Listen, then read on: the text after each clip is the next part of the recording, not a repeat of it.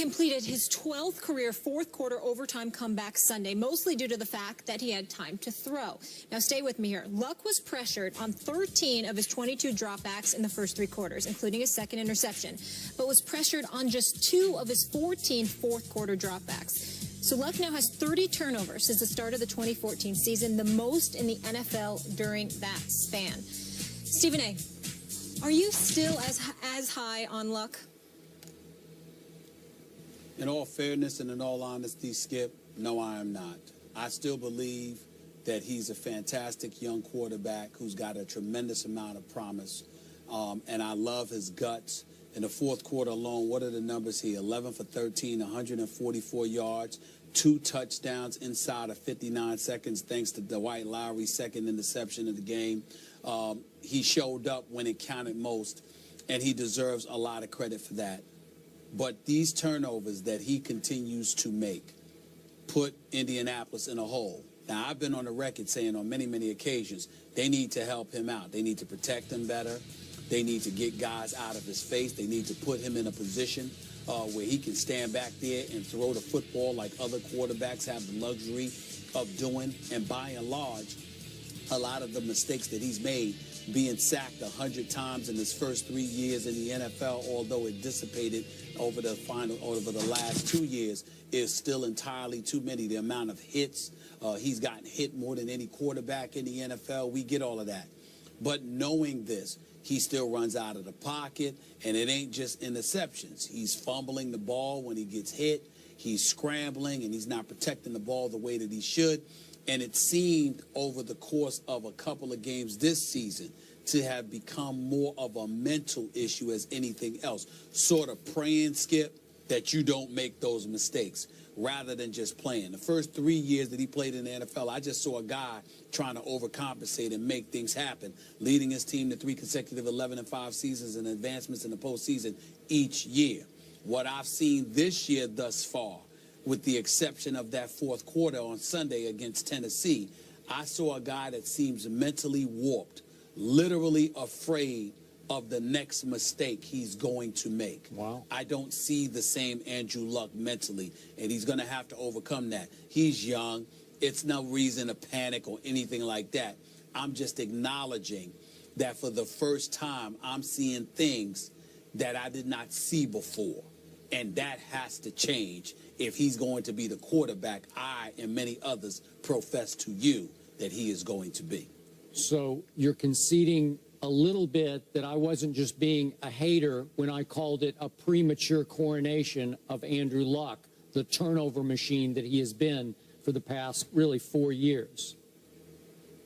Well, I wouldn't go that far because I just said to you that the things that I'm seeing now I didn't see before. I thought when you were saying that before, you were seeing things you wanted to see. I think right now Andrew Luck has made you a prophet because now the things that you were swearing about, which to me did not exist before, suddenly have come into existence, and I think they're relevant now. Okay, but he did have the second most turnovers in all of pro football to Mark Sanchez when Luck was a rookie. And then that continued into last year when he had the second most turnovers to Jay Cutler, your favorite quarterback.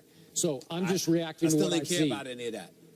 Okay. I didn't care about that. I care about it now because he's got Moncrief with T.Y. Hilton, with Fleener and those boys, and he's got Frank Gore. He didn't have that before. There's no excuse for him doing it now. He was overcompensating in the past. Now he's just messing up. Okay, but he has been held upright a little bit by the fact that he's played in the AFC South, and he's 17-2 against the AFC South. So that's been his buoy so far in pro football, right? Yep. Okay. Buoy, I like that name. Yeah. That was pretty smooth. All right, up next we stay in the AFC, guys. Steve Smith Sr. says the Ravens' D needs to step their game up. How is his team going to react? And these two, we'll get into that coming up.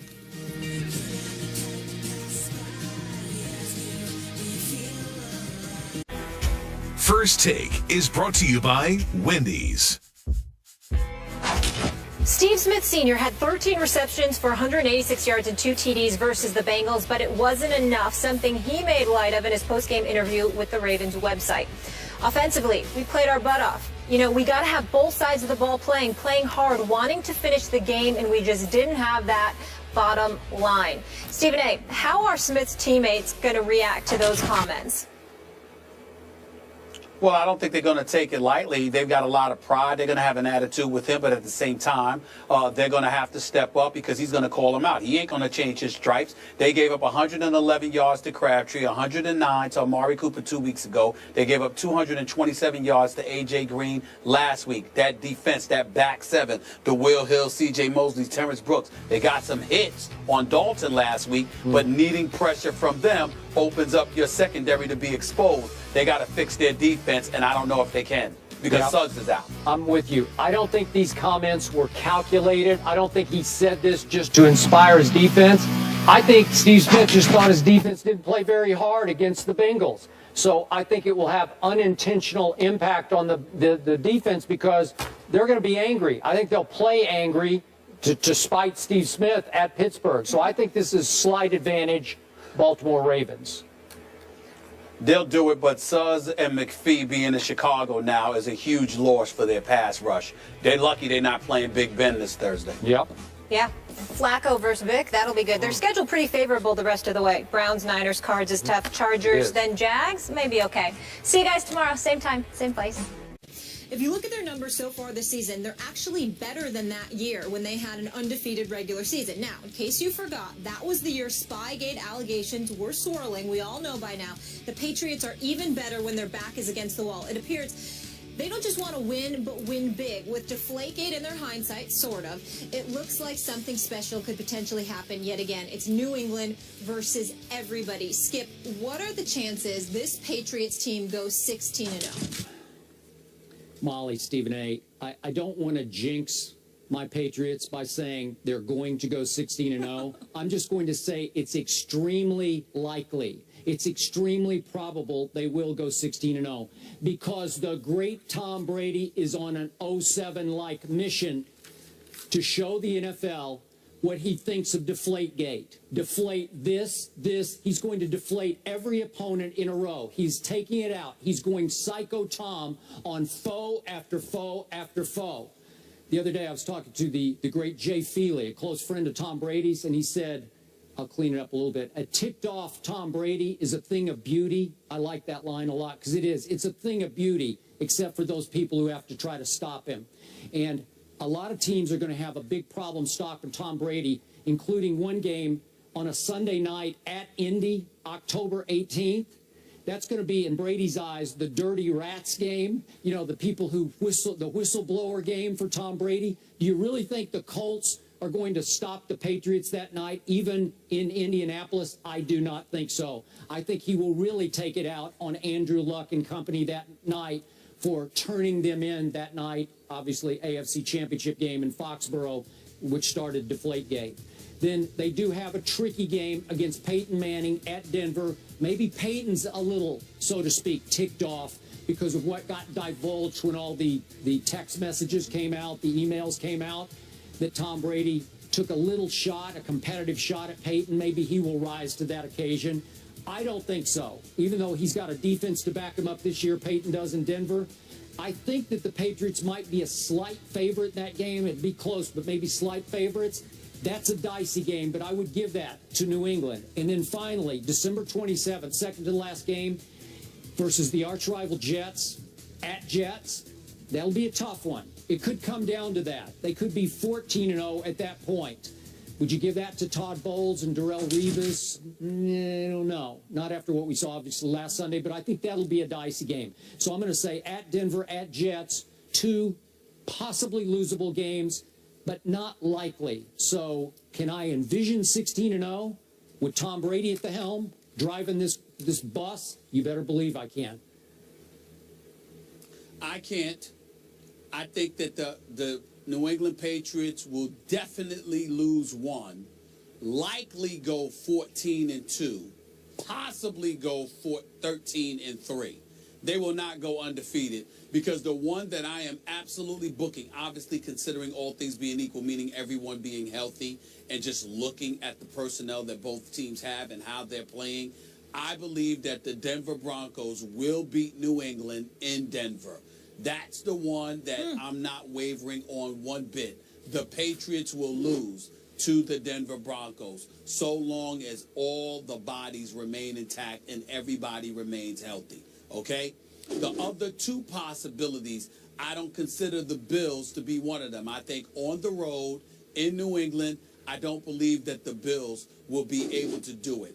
I think that the Jets have a shot. They'll get annihilated at MetLife Stadium, in New England. But I think at MetLife Stadium on December 27th, I believe the Jets have a chance at winning that game. Yep. And I do believe that the other game that I'm going to look at is I think the Giants have a chance of beating the Patriots on November 15th. I'm surprised you didn't bring that up right away. That's the one I circled for you. Right. I thought you'd go right to that game. I think that the Giants on November 15th, assuming Victor Cruz is back by then, with Odell Beckham Jr. and Ruben Randle, with a guy like Shane Vereen, who has some degree of familiarity, even though we know Bill Belichick's a genius and he knows how to switch things up. Yeah. I think Shane Vereen will be familiar with them to some degree and will be able to school them on at least a few things that the New England Patriots may do that afternoon. I expect that to be a high-scoring contest, but I think the Giants will make just enough plays. I'm still reserving the right to pick that game. I don't know. It depends on what I see from the Giants in the coming weeks. But right now, I would say to you, it's a possibility that New England is going to lose two or three of those games. Denver, at the Jets, and at the Giants. I don't think they'll lose two games at MetLife Stadium, but I definitely believe they'll lose one. You know, now that you remind me, it is possible that Eli Manning would just close his eyes in the last few seconds and just throw it as far as he could, and it would stick in somebody's face mask, and it would change the game. Maybe that would set up the winning field goal. So that's possible. Or is his name Eli Luck? We should change his last name to Luck. No, we shouldn't. No? How many rings does he have? You're the one. Oh, yeah. 2 lucky rings. How many do He's got 2. Yeah, Tony? Oh, yeah. I can't remember that. Yeah. You're the one that sits up there and laments Super Bowl championships based on luck. We don't care. We'll take it any way that we can get it. Well, that's the only way you're going to get it from Tom Brady. Which you are with your teams as well. Yeah. Damn Whatever. right. Yeah. He ain't winning Super Bowl this year. All right. Stephen A. says the Patriots will go 14-2. Skip says highly likely they'll go 16-0, and I will keep mine to myself so I don't jinx anybody. Thank you.